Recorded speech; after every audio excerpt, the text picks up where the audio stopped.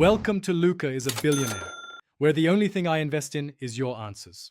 You start by confirming this is a system accessibility shortcut, not a YouTube feature.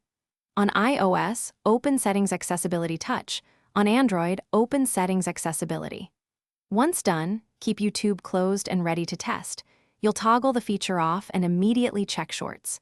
Make sure to update the YouTube app first and reboot the device, because lingering overlays sometimes persist until a restart. This prevents wasting time on app-level fixes when the system control is the root cause.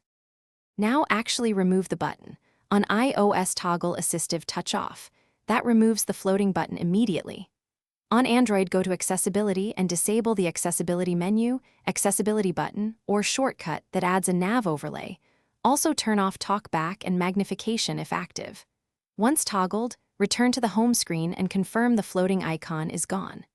If a third-party app provided the overlay, open Apps, find that app, and revoke its accessibility permission. This is why checking every accessibility service matters. Finish by rebooting the device and launching YouTube Shorts to verify the button is gone. If it still appears, clear YouTube's cache or uninstall and reinstall the app to remove stale overlays. One key troubleshooting tip: inspect all apps with accessibility permission. An app like a screen recorder or utility can re-enable the overlay. If the button returns after updates, repeat the accessibility checks and temporarily disable suspicious apps until you isolate the culprit. This usually resolves recurring buttons for good.